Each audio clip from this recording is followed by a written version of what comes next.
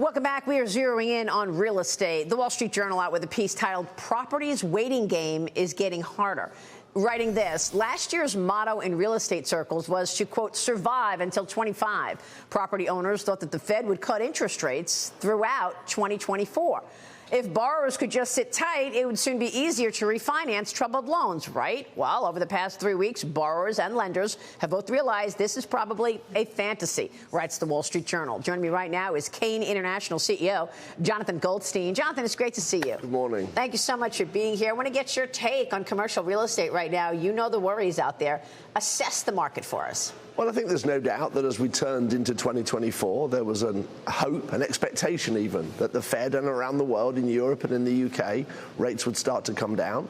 But clearly they've been stickier than everybody expected. I think the good news is that every signal we're getting from those organizations is that we are past the peak. And the expectation of interest rate rises from this point in time is low.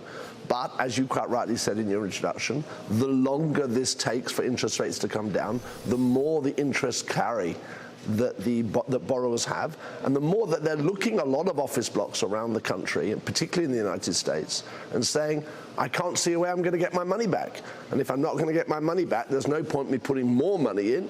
And as a result, I'll leave it for the banks to sort out. Well, I mean, is this going to create a bust? Are we going to see defaults? I'm wondering if this is one of those situations where it has an effect across the board in business and markets. I think that there is a danger looking at real estate as a homogeneous class, because there's very many types of real estate. And there's some real strengths within that marketplace as well. If you're in beds around this country, if you've got a multifamily or you've got condos for sale in a strong market like in South Florida that we have, you're still seeing strength, you're still seeing growth.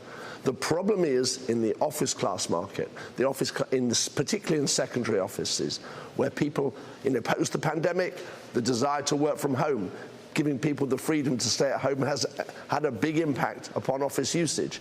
And the more and more this carries on, the more the offices become obsolete, they need investment, and people don't see the purpose of putting more money in. And I'm afraid that is a growing problem, and it's a problem which is going to ultimately rest with the banks. And I don't know that that's changing anytime soon. I feel like people have changed their approach to work. No, there's no doubt. The world has changed. We're not going back to pre-2020. Right. And as a result, people need to build buildings, bearing that in mind, creating more amenity space, more flexibility for people to come into work, making it more attractive for them to be there. And that's when you come back to a secondary office class, which doesn't support that type of operation and doesn't deserve and doesn't merit that type of investment. So you're saying you've got to if you're a quality building, high quality, like obviously many of your buildings, then you feel that you could actually be okay even if we see a big string of defaults. We're signing off this week, 830 Brickell in Miami. We're fully leased with great names coming into our building. South Florida is a strong market. You're seeing in Midtown New York an upsurge in rental rates, because actually you've had less development coming forward over the course of the last few years. So it is market by market. There is strength in certain marketplaces, but in the office market, where you've got secondary offices, it's very challenged. But I'd look around you. We're obviously sitting today in the Beverly Hilton in Los Angeles, and you know that we've just started our development next door, the Aman Hotel and Aman Residences, and we're seeing great demand for luxury property, for great quality property situated within the best localities. And so I do think it's important to look across the class and not just focus on one aspect of it. How are you changing the building of today, given what you've just said in terms of we're not going back to before 2020? What's different about new buildings today? Well, first of all, it's the space, but it's highly amenitized. So you're providing amenities to attract people into your office, to ensure that they want to be there during the day. It is not just a commodity. Commodity office space is finished. You do not want to be building that because you will not find occupiers for it. That's a great point. Fast Company is reporting that March commercial real estate, maybe you've seen the piece, the foreclosures hit the highest level since 2015, up 117% from last year. The states hit the hardest were California, New York, Florida, and Texas. Now, you said South Florida Florida, where your buildings are, is doing very well. Walk us through the country where the weak spots and the strength is. Well, I'm from England, so I'm not going to be competing with the Americans on geography.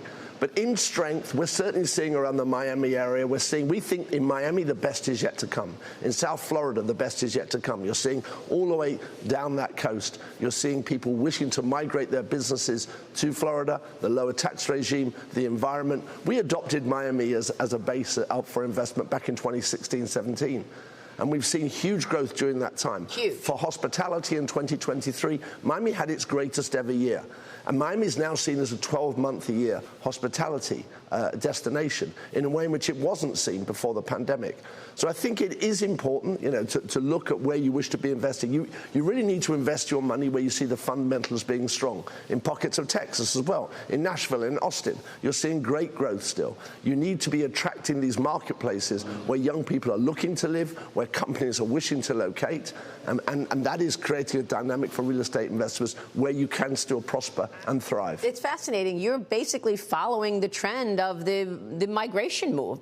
People are moving to Florida. They're moving to Texas because of what you just said. Tax rates, better environment. Well, surely you want to be investing in localities where talent wishes to live. Ultimately, we are people-based businesses. We're looking to attract people to live and to work and to play. Yeah. And that is, it does sit alongside an environment which people want to move to and migrate to. So, yes, I completely agree with you. Sounds like a bifurcated market right now. I think that's 100% right. Jonathan, it's great to have you this morning. Thanks so much.